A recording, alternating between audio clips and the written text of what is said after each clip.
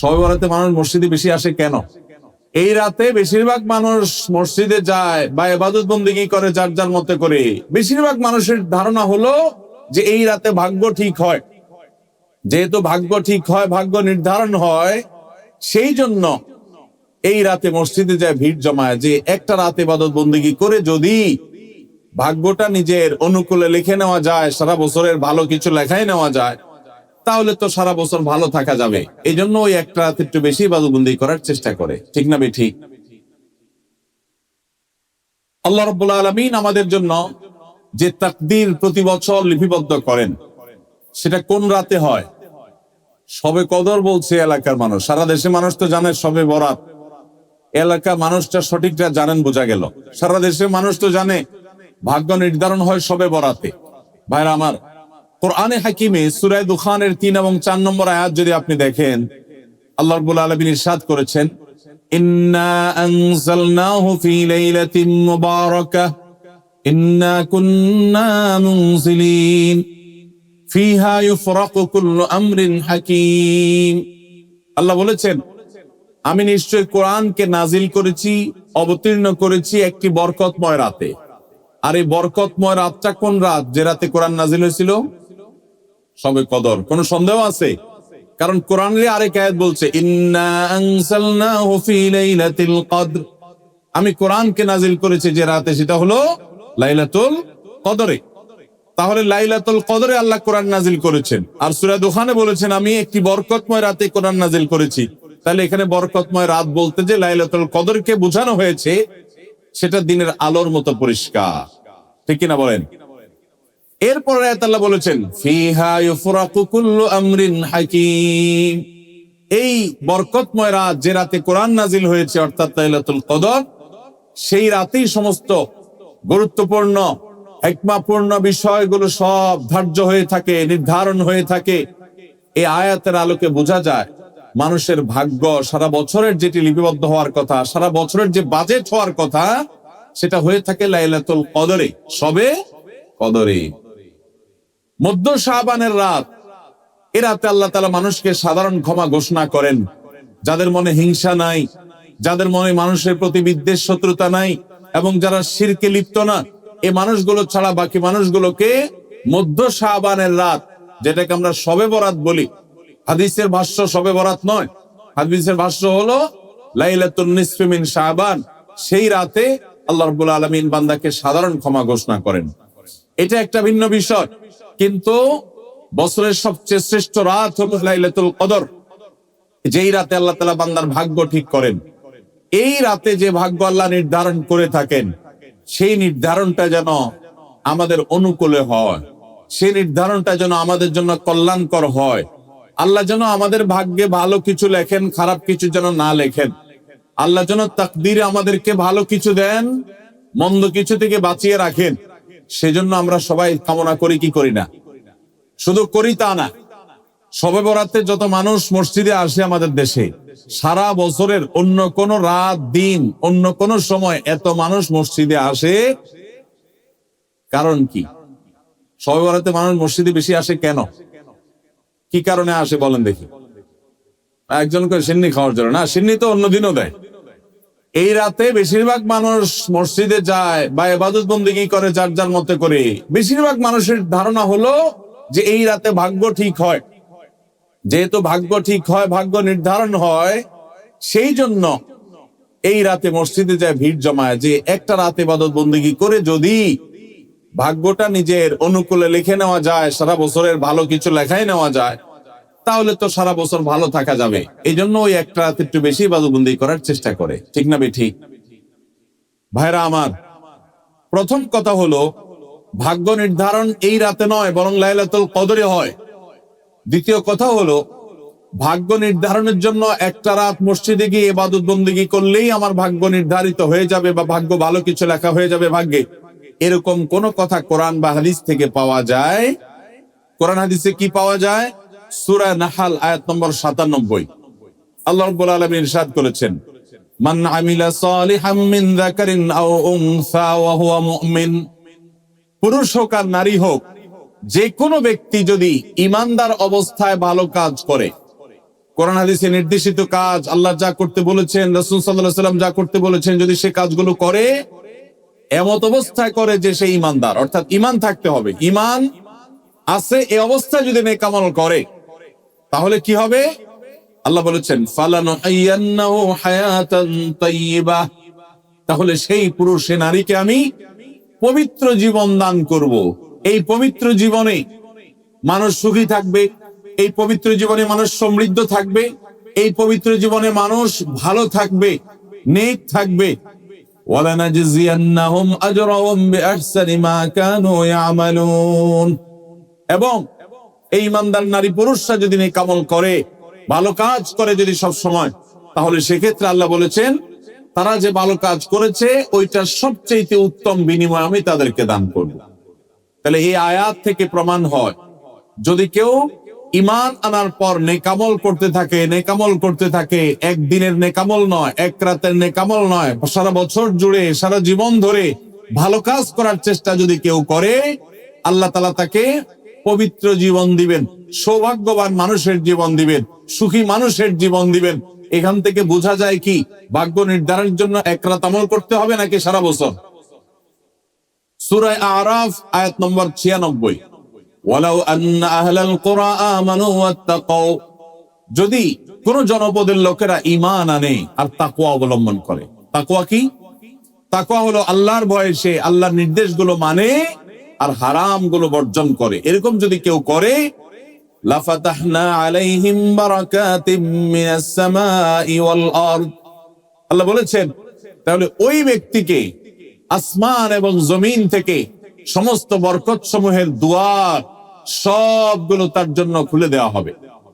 তাহলে বোঝা গেল মানুষের জীবনে বরকত নাজিল হবে, মানুষ সুখে থাকবে, ভালো কিছু তার তাকদিরে লেখা হবে। তখন যখন বান্দা নেক আমল করে, যখন বান্দা গুনাহ থেকে বাঁচে, তাকওয়া অবলম্বন করে, তখন তার ওই এক রাত্রে গিয়ে আলাদা কিছু দোয়া বা বিশেষ পদ্ধতির কোন জিকির আজকার এটা প্রয়োজন হয় না, বরং সে সারা বছর জুড়ে আল্লাহ তাআলা তার নসিবে ভালো কিছু লেখেন, যদি সে বছর জুড়ে সারা জীবন ধরে নেক আমল করে গুনাহ থেকে বাঁচে। ভাইরা আমার, ধরুন আপনার বাসায় দুটা মেশিন আছে, সেলাই মেশিন আছে। আপনার যেই মেশিনটা ভালো, এটা দিয়ে আপনার কাজ হয়, প্রোডাকশন হয়, ওই মেশিনটাকে তেল মোবিল আপনি ঠিক মতো দিবেন কি দিবেন না? যেহেতু ওইটা সার্ভিস দেয় আপনাকে, ওখান থেকে আপনার প্রোডাকশন হয়, ভালো কিছু অর্জিত হয়, সেজন্য আপনি অটোমেটিকলি সেটার জন্য বিদ্যুৎ সাপ্লাই দিবেন, গ্যাস লাগলে গ্যাসের সাপ্লাই যে মেশিনের জন্য দরকার সেটা দিবেন, তেল মোবিল যা যা দেওয়া দরকার সেটা দিবেন, নষ্ট হলে সাথে সাথে ওটা ঠিক করাবেন, যা যা দরকার সব ব্যবস্থা আপনি করবেন। কারণ মেশিনটা আপনার প্রোডাক্টিভ, মেশিনটা আপনার প্রোডাকশন দিচ্ছে, এখান থেকে ভালো কিছু পাওয়া যাচ্ছে, সেজন্য আপনি এটা দিবেন। আরেকটা মেশিন যদি হয় যে মেশিন থেকে আপনার কোনো সার্ভিস আপনি পান না, প্রোডাকশন দেয় না, মেশিনটা নষ্ট হয়ে অকেজো হয়ে পড়ে আছে, তাহলে ওই মেশিনে কি আপনি বিদ্যুৎ সাপ্লাই দিবেন? ওখানে কি আপনি অন্য যা দরকার আছে, তেল মোবিল নিয়মিত দেওয়া, এগুলো কি আপনি করবেন? করবেন না। হ্যাঁ, ওইটার জন্য মাসে মাসে কিস্তি যদি দেওয়ার দরকার হয়, আগে থেকে কেনা থাকে, তাহলে আপনার কিস্তি পরিশোধ করবেন। অন্য কিছু আগে থেকে করা দরকার আছে, সেটা আপনি করবেন। আল্লাহ রাব্বুল আলামিন ঠিক একই ভাবে তার যে বান্দারা তার অনুগত থাকে, তাকওয়া অবলম্বন করে, হারাম থেকে বাঁচে, গুনাহ থেকে বাঁচে, ফরজ কাজগুলো করে, আল্লাহ তাআলা তার সেই বান্দাদের জন্য ভালো কিছু তাদের তাকদীরে লিপিবদ্ধ করেন, তাদের জন্য নসিবে ভালো কিছু রাখেন, তাদেরকে সুখের জীবন দান করেন, সৌভাগ্য দান করেন। আল্লাহ তাআলা প্রকৃত প্রশান্তি মনের সেটা দান করেন আল্লাহর ঈমানদার এবং নেককার বান্দাদেরকে, আমলে সালেহ করনেওয়ালা বান্দাদেরকে, মুত্তাকি পরহেজগার বান্দাদেরকে। আর যারা আল্লাহর এই আনুগত্য করে না, যারা আল্লাহ রাব্বুল আলামিনের প্রতি ঈমান আনে না, যারা নেক আমল করে না, যারা তাকওয়া অবলম্বন করে না, এই মানুষগুলো তাদেরকে আল্লাহ তাআলা ওই দুনিয়াতে বেঁচে থাকার জন্য, দুনিয়া সিজনুল মুমিন ওয়া জান্নাতুল কাফির হাদিসে আসছে, ঈমানদারের জন্য হলো জেলখানা আর কাফিরের জন্য জান্নাতের মতো যা খুশি করতে পারে। আল্লাহ তাআলা তাকে কিছু রিজিক দিয়ে বাঁচায় রাখেন, কিন্তু এই রিজিকের কোনো মূল্য আল্লাহর কাছে নাই। নবী করিম সাল্লাল্লাহু আলাইহি সাল্লাম বলেছেন, যদি দুনিয়া এবং দুনিয়ার মধ্যে যা কিছু আছে এগুলো যদি মাছির ডানার মতো মূল্য রাখতো, তো আল্লাহ তাআলা দুনিয়াতে আল্লাহর প্রতি অবিশ্বাসী কাউকে এক ঢোক পানিও পান করতে দিতেন না।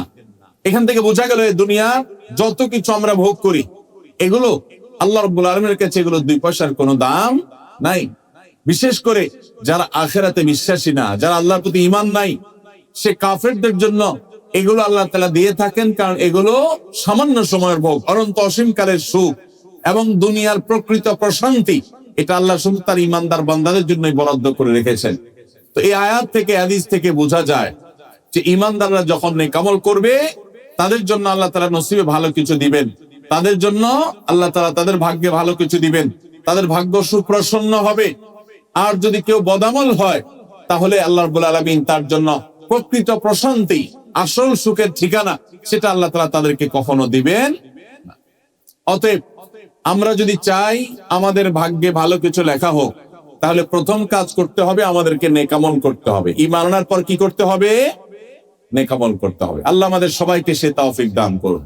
আমরা যদি ঈমান আনার পর নেক আমল করি, ভালো কাজে লিপ্ত হই, তাকওয়া চর্চা করি, তাহলে আল্লাহ রাব্বুল আলামিন আমাদের ভাগ্যে ভালো কিছু রাখবেন। এই ব্যাপারে একজন ঈমানদারের ঈমান মজবুত থাকতে হবে। আরেকটা উপমা নেই আমরা। ধরুন একজন জনপ্রতিনিধি, ওনার যারা প্রচার প্রচারণা করে, ওনার পক্ষে যারা মানুষের কাছ থেকে ভোট কালেকশন করে, সংগ্রহ করে, এই জনপ্রতিনিধির কাছে যদি কোনো রিলিফের মাল আসে, সরকারি চাল ডাল ইত্যাদি এসব যদি আসে, তিনি তার এলাকার মানুষদেরকে, ভোটারদেরকে, জনগণ তাদেরকে তিনি, যারা অভাবী, যারা এটার হকদার, তাদেরকে দিবেন। এটা তার দায়িত্ব, কর্তব্য থাকে। যদি তার কোনো আগে থেকে তার দলের কোনো কর্মী থাকে, নির্বাচনের সময় তার অনুগত কোনো মানুষ থাকে যে তার পক্ষে কাজ করছে অনেক বেশি, তো এই লোকটার যদি রিলিফের দরকার হয়, সে কি ওই চেয়ারম্যান সাহেবের কাছে আর জনপ্রতিনিধির কাছে ধর্ণা দিয়ে আলাদা পিছনে লাইন ধরে ঘুরতে হবে? তার অটোমেটিক তাকে দেয়া হবে, কারণ সে আগে থেকেই তার লোক। অতএব অন্য 10 জন যদি পায়, এই লোক বরং তারও আগে পাবে। ঠিক একইভাবে যে সারা বছর জুড়ে নেক আমল করে, তাকওয়া অবলম্বন করে, গুনাহ থেকে বাঁচে, আল্লাহর আনুগত্য করে, আল্লাহর আদেশ নিষেধগুলো মেনে চলে, 5 ওয়াক্ত নামাজ পড়ে, হালাল হারাম বাজ বিচার করে চলে, আল্লাহর ভয় অন্তরে লালন করে, ওই আল্লাহর বান্দাকে আল্লাহ যখন ভাগ্য লিপিবদ্ধ করবেন, আল্লাহ যখন বাজেট ঘোষণা করবেন, তখন আল্লাহ তাআলা তার সে ঈমানদার, সে মুত্তাকি বান্দার জন্য বাজেট রাখবেন ভালো, এটা তো বলার অপেক্ষা রাখে। অতএব ভাগ্য সুপ্রসন্ন হওয়ার জন্য, ভাগ্যে ভালো কিছু লেখা হওয়ার জন্য এক রাতের ইবাদত নয়। এই সমস্ত আয়াত, হাদিস, উপমা থেকে আমরা বোঝাবার চেষ্টা করছি যে আমাদেরকে করতে হবে সারা বছর জুড়ে ভালো কাজের চর্চা, নেক আমলের চর্চা।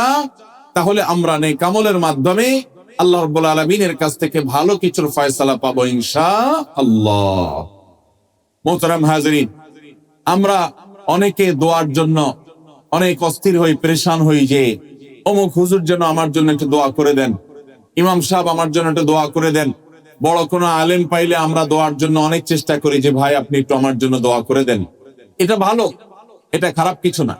আমরা যারা এক রাতে আমল ইবাদত করে আমাদের ভাগ্যের ভালো কিছু লেখানোর জন্য চেষ্টা করি, আমি সেই ভাইদেরকে বলতে চাই, সারা দুনিয়ার সমস্ত ভালো মানুষ, সকল নেক মানুষ, এমনকি মক্কা মদিনার ইমাম সাহেবরা, হারামাইনের ইমাম খতিবগণ, সারা দুনিয়ার সকল আল্লাহওয়ালা, নেককার এবং ভালো মানুষ যারা আছেন, আব্দুস সালেহ যারা আছেন, আল্লাহর ওলি যারা আছেন, তাদের সবার দোয়া আমরা পাইতে চাই। একটা সহজ উপায় আছে, সেটা কি? এই এতক্ষণ যেটা বললাম, অর্থাৎ আপনি যদি নিজেকে ভালো মানুষ হিসাবে গড়ে তোলার জন্য চেষ্টা করেন, আপনি 5 ওয়াক্ত নামাজ পড়বেন, আল্লাহর হুকুম মতো চলবেন, আপনি হারাম থেকে বাঁচার জন্য সংগ্রাম যুদ্ধ চালাবেন, আপনি হক হালালি চলার চেষ্টা করবেন, আপনি তাকওয়ার উপরে চলার চেষ্টা করবেন। যদি আপনি এটা করেন, তাহলে অটোমেটিকলি সারা দুনিয়ার সমস্ত নেককার মানুষদের দোয়া একবার না, বারবার বারবার, হাজার হাজার লক্ষ লক্ষ বার আপনি পেতে থাকবেন। কিভাবে? আমরা নামাজের মধ্যে আত্তাহিয়াত পড়ি কি পড়ি না? এই আত্তাহিয়াতের মধ্যে একটা কথা আছে, আসসালামু আলাইনা ওয়া আলা ইবাদিল্লাহিস সালিহিন। এর অর্থ কি?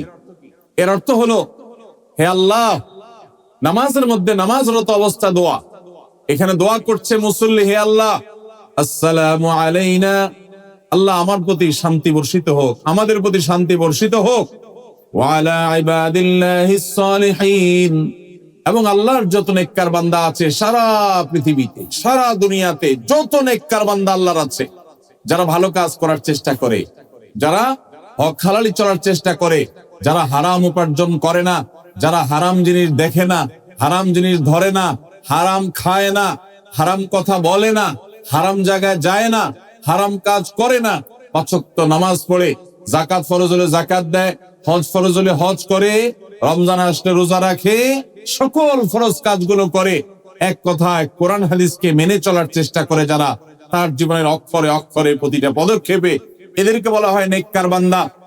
নামাজে আত্মাহতে প্রত্যেকটা মুসল্লি সারা পৃথিবীর সমস্ত প্রান্ত থেকে আল্লাহর কাছে দোয়া করে, আসসালামু আলাইনা ওয়া আলা ইবাদিল্লাহিস সালিহিন, আল্লাহ আমাদের প্রতি তো শান্তি বর্ষিত করবেনই, সেই সাথে আপনার নেককার বান্দা যারা আছেন, যা সারা দুনিয়াতে, এই সকল নেককার বান্দাদের প্রতি আপনি শান্তি বর্ষিত করেন। এই দোয়া প্রত্যেকটা মানুষ নামাজের মধ্যে করে কি করে না? তাহলে আপনি যদি নিজেকে নেককার বান্দা হিসাবে শামিল করতে পারেন, আপনি যদি নিজেকে আল্লাহর হুকুম এবং আল্লাহর আনুগত্য করানোওয়ালা মানুষ হিসাবে গড়ে তুলতে পারেন, তাহলে অটোমেটিকলি আপনি সারা দুনিয়ার সমস্ত নেককার মানুষদের দোয়া পেয়ে যাবেন। আল্লাহ আমাদের সবাইকে সে তৌফিক দান করো। ভাইরা আমার, নেককারদের জন্য অটোমেটিকলি দোয়া হয়। শুধুমাত্র আল্লাহর নেককার বান্দা মানুষরা না, ফেরেশতারা দোয়া করে। আল্লাহর সকল নেককার মানুষদের দোয়া আমরা অটোমেটিক পাবো। তাহলে আমাদের ভাগ্যে যেন ভালো কিছু লেখা হয়, তার জন্য আমাদের যে আমলটা করতে হবে তা হলো আমলে সালেহ। সারা বছর জুড়ে, সারা জীবন জুড়ে আমাদেরকে খুঁটে খুঁটে খুঁটে কোনটা কোনটা ভালো কাজ সেগুলো করার চেষ্টা করতে হবে, কোনটা কোনটা খারাপ কাজ, গুনাহের কাজ, সেগুলো থেকে বাঁচার চেষ্টা করতে হবে। তাহলে আমাদের ভাগ্যে ভালো কিছু লেখা হবে ইনশাআল্লাহ। সহিহ বুখারীর একটি হাদিস থেকে আমরা আমাদের নসিবে ভালো কিছু আল্লাহ তাআলা লিপিবদ্ধ করবেন এরকম একটি আমলের কথা আমরা জানি। সকল সাধারণ নেক আমলের মধ্যে সেটা শামিল আছে, এটাকে আলাদা করে নবী সাল্লাল্লাহু আলাইহি ওয়াসাল্লাম বলেছেন। সেটা কি? তিনি বলেছেন, মান সাল্লাহু আইয়ুবসাতা লাহু ফি রিজকিহি আও ইউনসা লাহু ফি আথারিহি ফালইয়াসিল রাহিমাহ। মান সাররাহা লাহু আইয়ুবসাতা লাহু ফি রিজকিহি আও ইউনসা লাহু ফি আথারিহি, যে ব্যক্তি চায় তার রিজিককে প্রশস্ত করে দেওয়া হোক, তার রিজিকে বারাকা দেওয়া হোক এবং তার হায়াত বৃদ্ধি করে দেওয়া হোক, এটা যে চায়, ফালইয়াসিল রাহিমাহ, সেই জন্য তার রক্ত সম্পর্কীয় আত্মীয়দের সাথে সুসম্পর্ক বজায় রাখে, সেই জন্য তার রক্ত সম্পর্কীয় আত্মীয়দের সাথে সম্পর্ক সবসময় জুড়ে রাখে, সম্পর্ক যেন ভালো রাখে, তাদের সাথে সম্পর্ক যেন ছিন্ন না করে, তাহলে সেক্ষেত্রে তার হায়াত এবং তার রিজিকের মধ্যে বরকত দেয়া হবে, কল্যাণ দেয়া হবে, লিপিবদ্ধ করা হবে, এই ফয়সালা তার জন্য করা হবে। এই হাদিস থেকে বোঝা যায় যে আমাদের হায়াত, আমাদের রিজিকের মধ্যে বরকত হবে, কল্যাণ হবে, ভাগ্যে নসিবে ভালো কিছু আল্লাহ তাআলা দিবেন যদি আমরা রক্ত সম্পর্কীয় আত্মীয়দের সাথে সুসম্পর্ক বজায় রাখি।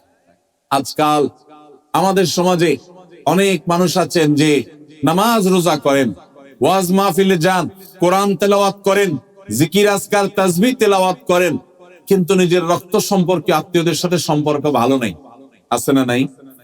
আপনার আত্মীয় যদি নিজে থেকে সম্পর্ক ছিন্ন করে চলে যায় তাহলে তার আপনার দোষ নাই, কিন্তু আপনি নিজে থেকে কখনো আপনার রক্তের যে আত্মীয়, যাদের সাথে রক্তের সম্পর্ক আছে, এরকম কারোর সাথে সম্পর্ক ছিন্ন করতে পারবেন না।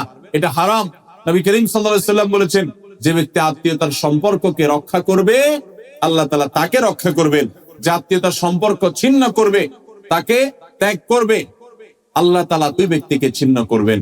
এই জন্য আত্মীয়তার সম্পর্ক রক্ষা করা এটা আমাদের ভাগ্য সুপ্রসন্ন হওয়ার অন্যতম মাধ্যম। আত্মীয়তার সম্পর্ক রক্ষা করা বলতে কাদের সাথে সম্পর্ক বজায় রাখতে হবে? যাদের সাথে রক্তের সম্পর্ক আছে আপনার। তারা কারা? আপনার শরীরে আপনার বাবার রক্ত আছে, রক্ত সম্পর্কীয় আত্মীয়। আপনার বাবার সাথে আপনার ব্লাডের কানেকশন আছে, আপনার মায়ের সাথে আপনার ব্লাডের কানেকশন আছে, এবং মায়ের সাথে ব্লাডের কানেকশন থাকার কারণে মায়ের দিককার আত্মীয় আপনার মামা, আপনার খালা, আপনার নানা নানি, তারা হলো আপনার রক্ত সম্পর্কীয় আত্মীয়।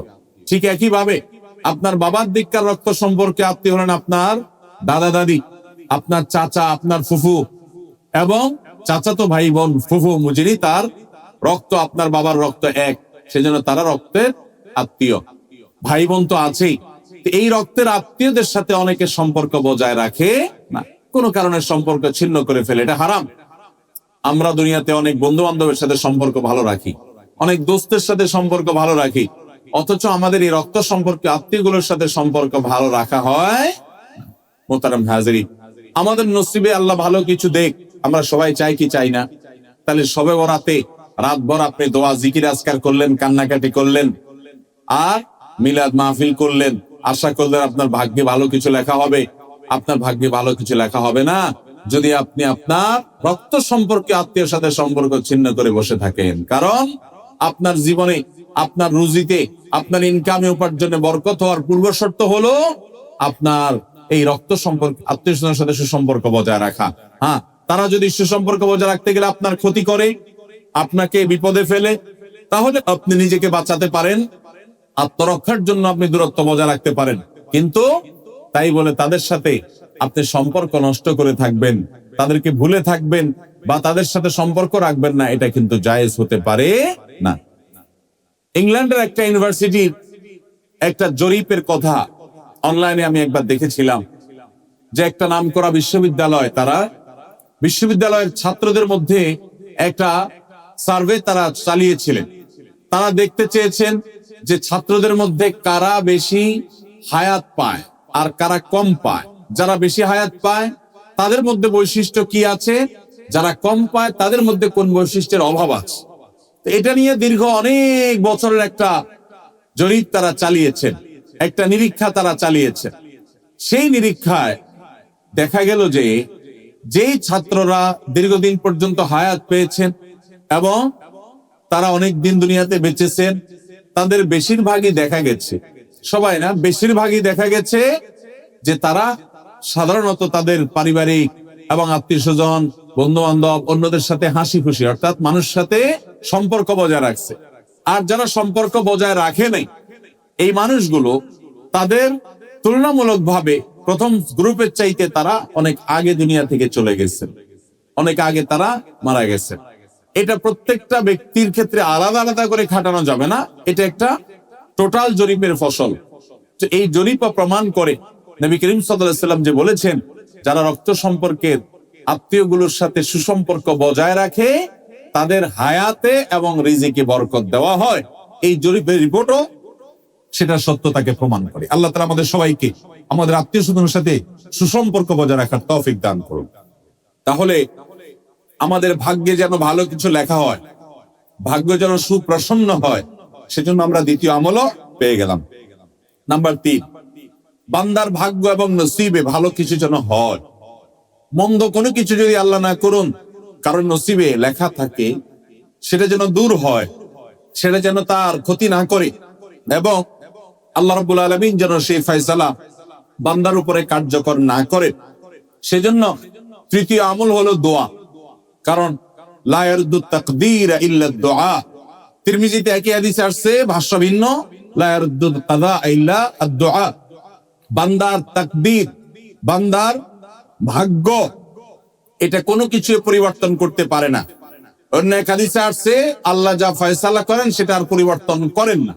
তবে এই হাদিস থেকে একটা এক্সেপশন পাওয়া যায়, সেটা হলো যদি কেউ আল্লাহ তাআলার কাছে কায়মন বাক্যে দোয়া করতে পারে, দোয়ার হক আদায় করে যদি দোয়া করতে পারে, তাহলে এই দোয়া আল্লাহ রাব্বুল আলামিনের তাকদীরকে পর্যন্ত তার জন্য পরিবর্তন করে দেওয়া হয় দোয়ার মাধ্যমে। আল্লাহ তাআলা আমাদেরকে সবাইকে সেভাবে দোয়া করার তৌফিক দান করুন। আমরা চেষ্টা করব তো ইনশাআল্লাহ। তাহলে তৃতীয় আমল আমরা পেয়ে গেলাম, সেটা হলো দোয়া।